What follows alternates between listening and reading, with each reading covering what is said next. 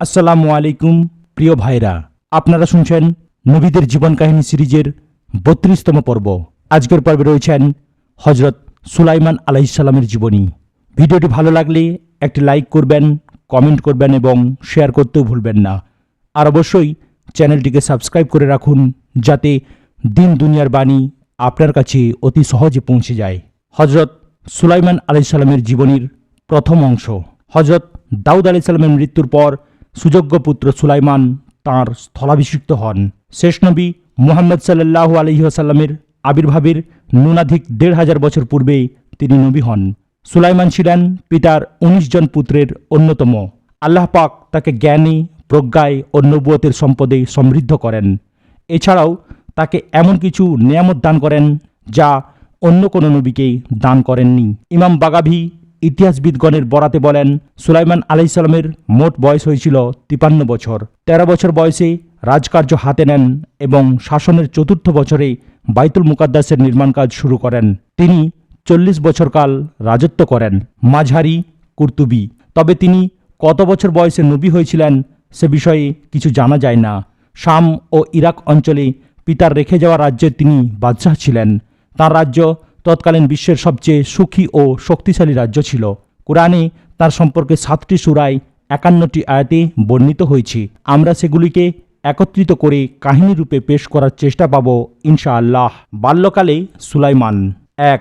আল্লাহ পাক সুলাইমানকে তার বাল্যকালেই গভীর প্রজ্ঞা ও দূরদৃষ্টি দান করেছিলেন। ছাগবালের মালিক ও শস্যক্ষেত্রের মালিকের মধ্যে পিতা হজরত দাউদ আলাইহিসসালামের যেভাবে বিরোধ মীমাংসা করেছিলেন, বালক সুলাইমান তার চাইতে উত্তম ফাইসাল্লা পেশ করেছিলেন। ফলে হজরত দাউদ আলাইহিসসালাম নিজের পূর্বের রায় বাতিল করে পুত্রের দেয়া প্রস্তাব গ্রহণ করেন ও সে মোতাবেক রায় দান করেন। উক্ত ঘটনার প্রতি ইঙ্গিত করে আল্লাহ বলেন, আর স্মরণ করো দাউদ ও সুলাইমানকে যখন তারা একটি শস্যক্ষেত সম্পর্কে বিচার করছিল, যাতে রাত্রিকালে কারো মেষপাল ঢুকে পড়েছিল, আর তাদের বিচার কার্য আমাদের সম্মুখেই হচ্ছিল। অতঃপর আমরা সুলাইমানকে মোকদ্দমাটির ফয়সালা বুঝিয়ে দিলাম এবং আমরা উভয়কে প্রজ্ঞা ও জ্ঞান দান করেছিলাম। সূরা আম্বিয়া আয়াত নম্বর ৭৮ এবং ৭৯। ছোটবেলা থেকেই জ্ঞান ও প্রজ্ঞায় ভূষিত সুলাইমানকে পরবর্তীতে যথার্থভাবেই পিতার সিংহাসনের উত্তরাধিকারী করা হয়। যেমন আল্লাহ বলেন, সুলাইমান দাউদের উত্তরাধিকারী হয়েছিলেন। সূরা নামল আয়াত নম্বর ১৬। অন্যত্র আল্লাহ বলেন, আমরা দাউদের জন্য সুলাইমানকে দান করেছিলাম। কতই না সুন্দর বান্দা সে, এবং সে ছিল আমার প্রতি সদা প্রত্যাবর্তনশীল। সূরা সোয়াদ আয়াত নম্বর ৩০। ২. আরেকটি ঘটনা হাদিসে বর্ণিত হয়েছে যা নিম্নরূপ। দুজন মহিলার দুটি বাচ্চা ছিল। একদিন নেকড়ে বাঘে এসে একটি বাচ্চাকে নিয়ে যায়। তখন প্রত্যেকে বলল যে, তোমার বাচ্চা নিয়ে গেছে, যেটি আছে ওটি আমার বাচ্চা। বিষয়টি ফয়সালার জন্য দুই মহিলা খলিফা দাউদের কাছে এলো। তিনি বয়োজ্যেষ্ঠ মহিলার পক্ষে রায় দিলেন। তখন তারা বেরিয়ে সুলাইমানের কাছে এলো এবং সব কথা খুলে বলল। সুলাইমান তখন একটি ছুরি আনতে বললেন এবং বাচ্চাটাকে দুটুকরো করে মহিলাকে দিতে চাইলেন। তখন বয়োকনিষ্ঠ মহিলাটি বলল, ইয়ারহামুকাল্লাহু, আল্লাহ আপনাকে অনুগ্রহ করুন। বাচ্চাটি ওই মহিলার। তখন সুলাইমান কনিষ্ঠ মহিলার পক্ষে রায় দিলেন। সুলাইমানের বৈশিষ্ট্যসমূহ। দাউদ আলাইহিসসালামের ন্যায় সুলাইমান আলাইহিসসালামকেও আল্লাহ বিশেষ কিছু বৈশিষ্ট্য দান করেছিলেন যা আর কাউকে দান করেননি। যেমন ১. বায়ুপ্রবাহ অনুগত হওয়া। ২. তামাকে তরল ধাতুতে পরিণত করা। ৩.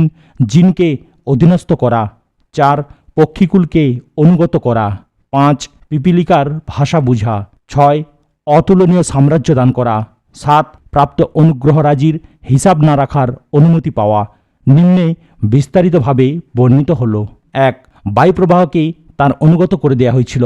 তার হুকুম মতো বায়ু তাঁকে তাঁর ইচ্ছামতো স্থানে বহন করে নিয়ে যেত। তিনি সদল বলে বায়ুর পিঠে নিজের সিংহাসনে সওয়ার হয়ে ২ মাসের পথ একদিনে পৌঁছে যেতেন।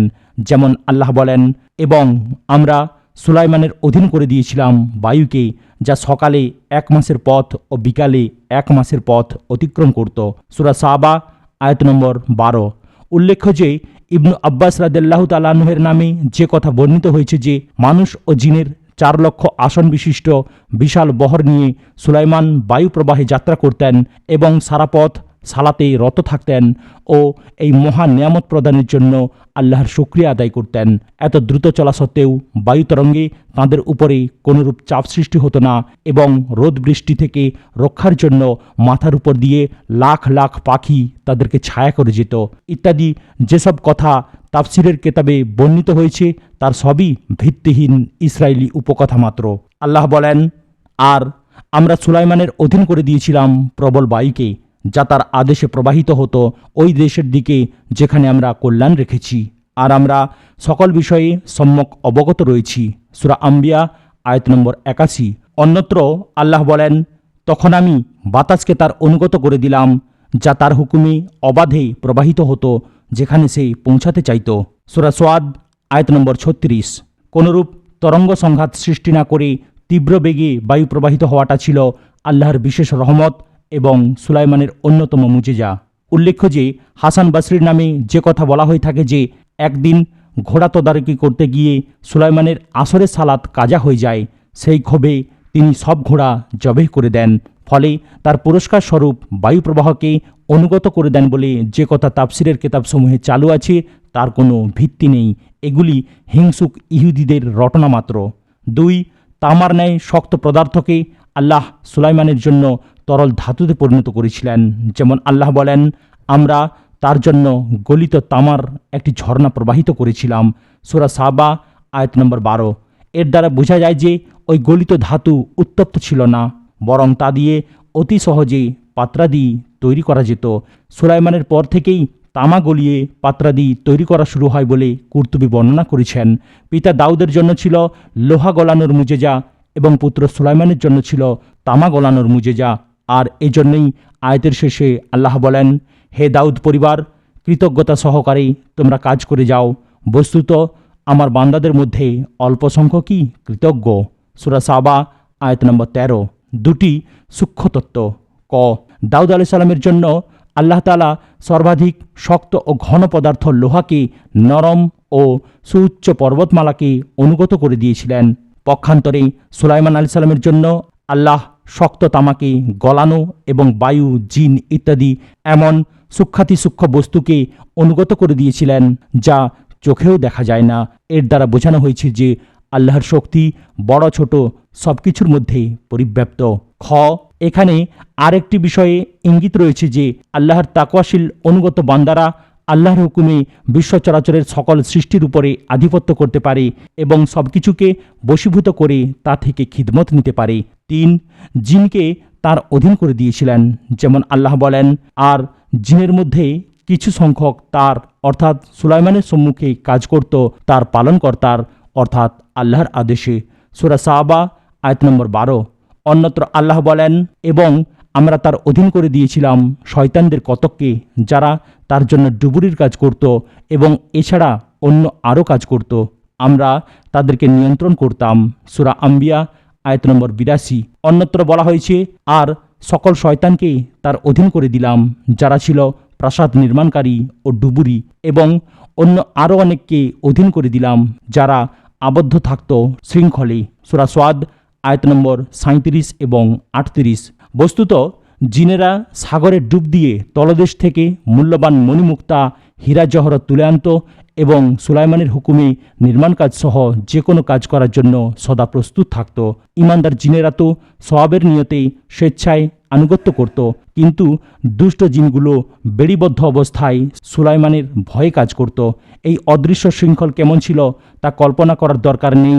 আদেশ পালনে সদা প্রস্তুত থাকাটাও এক প্রকার শৃঙ্খলবদ্ধ থাকা বই কি। শয়তান হচ্ছে আগুন দ্বারা সৃষ্ট বুদ্ধি ও চেতনা সম্পন্ন এক প্রকার সূক্ষ্ম দেহধারী জীব। জিনের মধ্যকার অবাধ্য ও কাফির জিনগুলিকেই মূলত শয়তান নামে অভিহিত করা হয়। আয়াতে শৃঙ্খলবদ্ধ কথাটি এদের জন্যই বলা হয়েছে। আল্লাহর নিয়ন্ত্রণে থাকায় এরা সুলাইমানের কোনো ক্ষতি করতে পারত না, বরং সর্বদা তাঁর হুকুম পালনের জন্য প্রস্তুত থাকত। তাদের বিভিন্ন কাজের মধ্যে আল্লাহ নিজেই কয়েকটি কাজের কথা উল্লেখ করেছেন। যেমন তারা সুলাইমানের ইচ্ছানুযায়ী দুর্গ, ভাস্কর্য, হাউজ সদৃশ বৃহদাকার পাত্র এবং চুল্লির উপরে স্থাপিত বিশাল ডেগ নির্মাণ করত। সূরা সাবা আয়াত নম্বর ১৩। উল্লেখ্য যে ভাস্কর্য কিংবা চিত্র ও প্রতিকৃতি অঙ্কন বা স্থাপন যদি গাছ বা প্রাকৃতিক দৃশ্যের হয় তাহলে ইসলামে তা জায়েজ রয়েছে, কিন্তু যদি তা প্রাণীদেহের হয় তবে তা নিষিদ্ধ। 4. পক্ষীকুলকে সুলাইমানের অনুগত করে দেয়া হয়েছিল এবং তিনি তাদের ভাষা বুঝতেন। যেমন আল্লাহ বলেন, সুলাইমান দাউদের উত্তরাধিকারী হয়েছিল এবং বলেছিল, হে লোক সকল, আমাদেরকে পক্ষীকুলের ভাষা শিক্ষা দেয়া হয়েছে এবং আমাদেরকে সব কিছু দেয়া হয়েছে। নিশ্চয়ই এটি একটি সুস্পষ্ট শ্রেষ্ঠত্ব। সূরা নামল আয়াত নম্বর 16। পক্ষীকুল তার হুকুমে বিভিন্ন কাজ করত। সবচেয়ে বড় কথা এই যে রাষ্ট্রীয় গুরুত্বপূর্ণ পত্র তিনি হুদহুদ পাখির মাধ্যমে পার্শ্ববর্তী সাবা রাজ্যের রানী বিলকিসের কাছে প্রেরণ করেছিলেন। এ ঘটনা পরে বিবৃত হবে। 5. পিপিলিকার ভাষাও তিনি বুঝতেন। যেমন আল্লাহ বলেন, অবশেষে সুলাইমান তার সৈন্যদল নিয়ে পিপিলিকা অধ্যুষিত উপত্যকায় পৌঁছল। তখন পিপিলিকার নেতা বলল, হে পিপিলিকা দল, তোমরা স্ব গৃহে প্রবেশ করো, অন্যথায় সুলাইমান ও তার বাহিনী অজ্ঞাতসারে তোমাদের পিষ্ট করে ফেলবে। তার এই কথা শুনে সুলাইমান মুচকি হাসল। সূরা নামল আয়াত নম্বর 18 এবং 19। 6. তাকে এমন সাম্রাজ্য দান করা হয়েছিল যা পৃথিবীতে আর কাউকে দান করা হয়নি। এজন্য আল্লাহর হুকুমে তিনি আল্লাহর নিকটে প্রার্থনা করেছিলেন। যেমন আল্লাহ বলেন, সুলাইমান বলল, হে আমার পালনকর্তা, আমাকে ক্ষমা করো এবং আমাকে এমন এক সাম্রাজ্য দান করো যা আমার পরে আর কেউ যেন না পায়। নিশ্চয়ই তুমি মহান দাতা। সূরা সোয়াদ আয়াত নম্বর 35। উল্লেখ্য যে পয়গম্বরগণের কোনো দোয়া আল্লাহর অনুমতি ব্যতিরেকে হয় না। সেই হিসাবে হজরত সুলাইমান আলাইহিস সালাম এ দোয়াটিও আল্লাহ তাআলার অনুমতিক্রমেই করেছিলেন। কেবল ক্ষমতা লাভের উদ্দেশ্য ছিল না, বরং এর পিছনে আল্লাহর বিধানাবলী বাস্তবায়ন করা এবং তাওহীদের ঝান্ডাকে সমুন্নত করাই মূল উদ্দেশ্য ছিল। কেননা আল্লাহ জানতেন যে রাজত্ব লাভের পর সুলাইমান তাওহীদ ও ইনসাফ প্রতিষ্ঠার জন্যই কাজ করবেন এবং তিনি কখনোই অহংকারের বশীভূত হবেন না। তাই তাকে এরূপ দোয়ার অনুমতি দেয়া হয় এবং সে দোয়া সর্বাংশে কবুল হয়। ইসলামে নেতৃত্ব ও শাসন ক্ষমতা চেয়ে নেওয়া নিষিদ্ধ। আল্লামা জুবাই বলেন, আল্লাহর অনুমতিক্রমেই তিনি এটা চেয়েছিলেন, কেননা নবীগণ আল্লাহর হুকুম ব্যতীত কোনো সুপারিশ করতে পারেন না। তাছাড়া এটা বলাও সঙ্গত হবে যে আল্লাহ তাআলা তাকে জানিয়ে দিয়েছিলেন যে বর্তমানে জাদু দ্বারা বিপর্যস্ত এই দেশে তুমি ব্যতীত দিনের জন্য কল্যাণকর এবং যথার্থ শাসনের যোগ্যতা অন্য কারো মধ্যে নেই। অতএব তুমি প্রার্থনা করলে আমি তোমাকে তা দান করব। সে মতে তিনি দোয়া করেন ও আল্লাহ তাকে তা প্রদান করেন। 7. প্রাপ্ত অনুগ্রহ রাজির হিসাব রাখা বা না রাখার অনুমতি প্রদান। আল্লাহ পাক হজরত সুলাইমান আলাইহিস সালামের রাজত্ব লাভের দোয়া কবুল করার পরে তার প্রতি বায়ু, জিন, পক্ষীকুল ও জীবজন্তু সমূহকে অনুগত করে দেন। অতঃপর বলেন, এসবই আমার অনুগ্রহ, অতএব এগুলি তুমি কাউকে দাও অথবা নিজে রেখে দাও, তার কোনো হিসাব দিতে হবে না। নিশ্চয়ই তার অর্থাৎ সুলাইমানের জন্য আমার কাছে রয়েছে নৈকট্য ও শুভ পরিণতি। সূরা সোয়াদ আয়াত নম্বর 39 এবং 40। বস্তুত এটি ছিল সুলাইমানের আমানতদারি ও বিশ্বস্ততার প্রতি আল্লাহর পক্ষ হতে প্রদত্ত এক প্রকার সনদপত্র। পৃথিবীর কোনো ব্যক্তির জন্য সরাসরি আল্লাহর পক্ষ থেকে এ ধরনের কোনো সত্যায়নপত্র নাজিল হয়েছে বলে জানা যায় না। অথচ এই মহান নবী সম্পর্কে ইহুদি নাসারা বিদ্বানরা বাজে কথা রটনা করে থাকে। সুলাইমানের জীবনে উল্লেখযোগ্য ঘটনাবলী। 1. ন্যায় বিচারের ঘটনা। ছাগপালের মালিক ও শস্যক্ষেত্রের মালিকের মধ্যকার বিরোধ মীমাংসায় তাঁর দেয়া প্রস্তাব বাদশাহ দাউদ আলাইহিস সালাম গ্রহণ করেন ও নিজের দেয়া পূর্বের রায় বাতিল করে পুত্র সুলাইমানের দেয়া পরামর্শ অনুযায়ী রায় দেন ও তা কার্যকর করেন। এটি ছিল সুলাইমানের বাল্যকালের ঘটনা, যা আল্লাহ পবিত্র কুরআনে বর্ণনা করেছেন। সূরা আম্বিয়া আয়াত নম্বর 78 এবং 79। এ ঘটনা আমরা দাউদ আলাইহিস সালামের কাহিনীতে বলে এসেছি। 2. পিপিলিকার ঘটনা।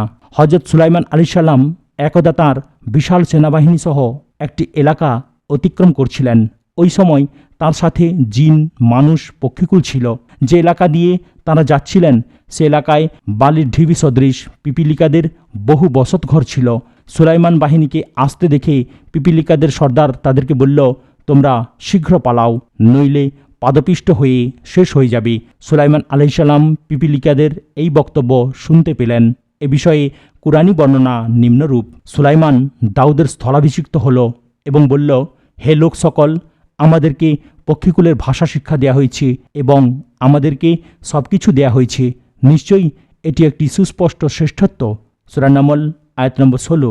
অতঃপর সুলাইমানের সম্মুখে তার সেনাবাহিনীকে সমবেত করা হলো, জিন, মানুষ ও পক্ষীকুলকে। তারপর তাদেরকে বিভিন্ন ব্যূহে বিভক্ত করা হলো। অতঃপর যখন তারা একটি পিপীলিকা অধ্যুষিত এলাকায় উপনীত হলো, তখন এক পিপীলিকা বলল, হে পিপীলিকা দল, তোমরা তোমাদের গৃহে প্রবেশ করো, অন্যথায় সুলাইমান ও তার বাহিনী অজ্ঞাতসারে তোমাদেরকে পিষ্ট করে ফেলবে। তার কথা শুনে সুলাইমান মুচকি হাসলেন এবং বললেন, হে আমার পালনকর্তা, তুমি আমাকে ক্ষমতা দাও যেন আমি তোমার নিয়ামতের শুকরিয়া আদায় করতে পারি, যা তুমি আমাকে ও আমার পিতামাতাকে দান করেছ, এবং যাতে আমি তোমার পছন্দনীয় সৎকর্মাদি করতে পারি এবং তুমি আমাকে নিজ অনুগ্রহে তোমার সৎকর্মশীল বান্দাদের অন্তর্ভুক্ত করো। সূরা নামল আয়াত নম্বর 16 থেকে 19। উপরোক্ত আয়াতগুলিতে প্রমাণিত হয় যে সুলাইমান আলাইহিসসালাম কেবল পাখির ভাষা নয়, বরং সকল জীবজন্তু, এমনকি ক্ষুদ্র পিঁপড়ার কথাও বুঝতেন। এজন্য তিনি মোটেই গর্ববোধ না করে বরং আল্লাহর অনুগ্রহের প্রতি শুকরিয়া আদায় করেন এবং নিজেকে যাতে আল্লাহ অন্যান্য সৎকর্মশীলদের অন্তর্ভুক্ত করেন সে প্রার্থনা করেন। এখানে আরেকটি বিষয় প্রমাণিত হয় যে তিনি কেবল জিন ইনসানের নয়, বরং তাঁর সময়কাল সকল জীবজন্তুরও নবী ছিলেন। তাঁর নবুয়তকে সবাই স্বীকার করত এবং সকলে তাঁর প্রতি আনুগত্য পোষণ করত, যদিও জিন ও ইনসান ব্যতীত অন্য প্রাণী শরিয়ত পালনের হকদার নয়। 3. হুদহুদ পাখির ঘটনা। হযরত সুলাইমান আলাইহিসসালাম আল্লাহর হুকুমে পক্ষীকুলের আনুগত্য লাভ করেন। একদিন তিনি পক্ষীকুলকে ডেকে একত্রিত করেন ও তাদের ভালো মন্দ খোঁজ খবর নেন। তখন দেখতে পেলেন যে হুদহুদ পাখিটা নেই। তিনি অনতিবিলম্বে তাকে ধরে আনার জন্য কড়া নির্দেশ জারি করলেন, সাথে তার অনুপস্থিতির উপযুক্ত কারণ দর্শানোর নোটিশ জারি করলেন। উক্ত ঘটনা কোরআনের ভাষায় নিম্নরূপ: সুলাইমান পক্ষীকুলের খোঁজ খবর নিল, অতঃপর বলল, কি হলো, হুদহুদকে দেখছি না যে, নাকি সে অনুপস্থিত? সূরা নামল আয়াত নম্বর 20। সে বলল, আমি অবশ্যই তাকে কঠোর শাস্তি দেব কিংবা জবাহ করব, অথবা সে উপস্থিত করবে উপযুক্ত কারণ। কিছুক্ষণ পরেই হুদহুদ এসে হাজির হয়ে বলল, হে বাদশাহ, আপনি যে বিষয়ে অবগত নন আমি তা অবগত হয়েছি। আমি আপনার নিকটে সাবা থেকে নিশ্চিত সংবাদ নিয়ে আগমন করেছি। সূরা নামল আয়াত নম্বর 20 থেকে 22। এ পর্যন্ত বলেই সে তার নতুন আনিত সংবাদের রিপোর্ট পেশ করল। হুদহুদের মাধ্যমে একথা বলানোর মাধ্যমে আল্লাহ আমাদেরকে একথা জানিয়ে দিলেন যে নবীগণ গায়েবের খবর রাখেন না, তাঁরা কেবল অতটুকুই জানেন যতটুকু আল্লাহ তাদেরকে অবহিত করেন। উল্লেখ্য যে হুদহুদ এক জাতীয় ছোট্ট পাখির নাম, যা পক্ষীকুলের মধ্যে অতীব ক্ষুদ্র ও দুর্বল এবং যার সংখ্যাও দুনিয়াতে খুবই কম। বর্ণিত আছে যে হযরত আবদুল্লাহ ইবনে আব্বাস রাদিয়াল্লাহু তাআলা আনহু একদা নও মুসলিম ইহুদি পণ্ডিত আবদুল্লাহ বিন সালাম রাদিয়াল্লাহু তাআলা আনহুকে জিজ্ঞেস করেন, এত সব পাখি থাকতে বিশেষভাবে হুদহুদ পাখির খোঁজ নেয়ার কারণ কি ছিল? জবাবে তিনি বলেন, সুলাইমান আলাইহিসসালাম তার বিশাল বাহিনী সহ ওই সময় এমন এক অঞ্চলে ছিলেন যেখানে পানি ছিল না। আল্লাহ তাআলা হুদহুদ পাখিকে এই বৈশিষ্ট্য দান করেছেন যে সে ভূগর্ভের বস্তুসমূহকে এবং ভূগর্ভে প্রবাহিত পানি উপর থেকে দেখতে পায়। হযরত সুলাইমান আলাইহিসসালাম হুদহুদকে এজন্যই বিশেষভাবে খোঁজ করছিলেন যে এতদ অঞ্চলে কোথায় মরুগর্ভে পানি লুকায়িত আছে সেটা জেনে নিয়ে সেখানে জিন দ্বারা খনন করে যাতে দ্রুত পানি উত্তোলনের ব্যবস্থা করা যায়। একদা হযরত আবদুল্লাহ ইবনে আব্বাস রাদিয়াল্লাহু তাআলা আনহু হুদহুদ পাখি সম্পর্কে বর্ণনা করছিলেন। তখন নাফে ইবনুল আজরক তাকে বলেন, জেনে নিন হে মহাজ্ঞানী, হুদহুদ পাখি মাটির গভীরে দেখতে পায়, কিন্তু তাকে ধরার জন্য মাটির উপরে বিস্তৃত জাল সে দেখতে পায় না যখন সেটাতে পতিত হয়। জবাবে ইবনু আব্বাস রাদিয়াল্লাহু তাআলা আনহু বলেন, যখন তাকদীর এসে যায় চক্ষু অন্ধ হয়ে যায়। চমৎকার এ জবাবে মুগ্ধ হয়ে ইবনুল আরবি বলেন, এরূপ জবাব দিতে কেউ সক্ষম হয় না কুরআনের আলেম ব্যতীত। 4. রানী বিলকিসের ঘটনা। হযরত সুলাইমান আলাইহিসসালামের শাম ও ইরাক সাম্রাজ্যের পার্শ্ববর্তী ইয়ামন তথা সাবা রাজ্যের রানী ছিলেন বিলকিস বিন হাদাহিদ বিন সারাহিল। তিনি ছিলেন সাম বিন নূহ আলাইহিসসালামের 18তম অধস্তন বংশধর। তাঁর ঊর্ধ্বতন নবম পিতামহের নাম ছিল সাবা। সম্ভবত তার নামেই সাবা সাম্রাজ্যের নামকরণ হয়। আল্লাহ তাদের সামনে জীবনোপকরণের দ্বার উন্মুক্ত করে দিয়েছিলেন এবং নবীগণের মাধ্যমে এসব নিয়ামতের শুকরিয়া আদায় করার নির্দেশ দিয়েছিলেন। কিন্তু পরে তারা ভোগবিলাসে মত্ত হয়ে আল্লাহর অবাধ্য হয় এবং সূর্য পূজারী হয়ে যায়। ফলে তাদের উপরে প্লাবনের আযাব প্রেরিত হয় ও সব কিছু ধ্বংস হয়ে যায়। আল্লাহ সূরা সাবা 15 হতে 17 নম্বর আয়াতে এই সম্প্রদায় সম্পর্কে আলোকপাত করেছেন। দুনিয়াবী দিক দিয়ে এই সাবা সাম্রাজ্য খুবই সমৃদ্ধ এবং শান শৌকতে পূর্ণ ছিল। তাদের সম্পর্কে হযরত সুলাইমানের কিছু জানা ছিল না বলেই কুরআনী বর্ণনায় প্রতীয়মান হয়। তার এই না জানাটা বিস্ময়কর কিছু ছিল না। ইয়াকুব আলাইহিস সালাম তার বাড়ির অনতি দূরে তার সন্তান ইউসুফকে কুয়ায় নিক্ষেপের ঘটনা জানতে পারেননি। স্ত্রী আয়েশার গলার হাড়টি হারিয়ে গেল, অথচ স্বামী রাসূলুল্লাহ সাল্লাল্লাহু আলাইহি সাল্লাম তা জানতে পারেননি। বস্তুত আল্লাহ যতটুকু ইলম বান্দাকে দেন তার বেশি জানার ক্ষমতা কারও নেই। পার্শ্ববর্তী সাবা সাম্রাজ্য সম্পর্কে পূর্বে না জানা এবং পরে জানার মধ্যে যে কি মঙ্গল নিহিত ছিল তা পরবর্তী ঘটনাতেই প্রমাণিত হয়েছে এবং রানী বিলকিস মুসলমান হয়ে যান। বস্তুত হুদহুদ পাখি তাদের সম্পর্কে হযরত সুলাইমানের নিকটে এসে প্রথম খবর দেয়। তার বর্ণিত প্রতিবেদনটি ছিল কুরআনের ভাষায় নিম্নরূপ: আমি এক মহিলাকে সাবাবাসীদের উপরে রাজত্ব করতে দেখেছি। তাকে সব কিছুই দেয়া হয়েছে এবং তার একটি বিরাট সিংহাসন আছে। আমি তাকে ও তার সম্প্রদায়কে দেখলাম, তারা আল্লাহর পরিবর্তে সূর্যকে সিজদা করছে। শয়তান তাদের দৃষ্টিতে তাদের কার্যাবলীকে সুশোভিত করেছে, অতঃপর তাদেরকে সত্য পথ থেকে নিবৃত্ত করেছে, ফলে তারা সঠিক পথ প্রাপ্ত হয় না। সূরা নামল আয়াত নম্বর 23 এবং 24। সুলাইমান বলল, এখন আমরা দেখব তুমি সত্য বলছ না তুমি মিথ্যাবাদীদের একজন। তুমি আমার এই পত্র নিয়ে যাও এবং এটা তাদের কাছে অর্পণ করো। অতঃপর তাদের কাছ থেকে সরে পড়ো এবং দেখো তারা কি জবাব দেয়। বিলকিস বলল, হে সভাসদবর্গ, আমাকে একটি মহিমান্বিত পত্র দেয়া হয়েছে। সেই পত্র সুলাইমানের পক্ষ হতে এবং তা হলো এই: করুণাময় কৃপানিধান আল্লাহর নামে শুরু করছি। আমার মোকাবেলায় তোমরা শক্তি প্রদর্শন করো না এবং বশ্যতা স্বীকার করে আমার নিকটে উপস্থিত হও। বিলকিস বলল, হে আমার পারিষদবর্গ, আমাকে আমার কাজে পরামর্শ দিন। আপনাদের উপস্থিতি ব্যতিরেকে আমি কোনো কাজে সিদ্ধান্ত গ্রহণ করি না। তারা বলল, আমরা শক্তিশালী এবং কঠোর যোদ্ধা। এখন সিদ্ধান্ত আপনার হাতে, অতএব ভেবে দেখুন আপনি আমাদের কি আদেশ করবেন। রানী বলল, রাজা বাদশাহরা যখন জনপদে প্রবেশ করে তখন তাকে বিপর্যস্ত করে দেয় এবং সেখানকার সম্ভ্রান্ত লোকদের অপদস্থ করে, তারাও এরূপ করবে। অতএব আমি তার নিকটে কিছু উপঢৌকন পাঠাই, দেখি প্রেরিত লোকেরা কি জবাব নিয়ে আসে।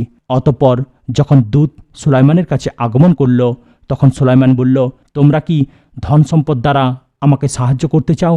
আল্লাহ আমাকে যা দিয়েছেন তা তোমাদের দেয়া বস্তু থেকে অনেক উত্তম। বরং তোমরাই তোমাদের উপঢৌকন নিয়ে সুখে থাকো, ফিরে যাও তাদের কাছে। এখন অবশ্যই আমরা তাদের বিরুদ্ধে সেনাবাহিনী সহ আগমন করব, যার মোকাবেলা করার শক্তি তাদের নেই।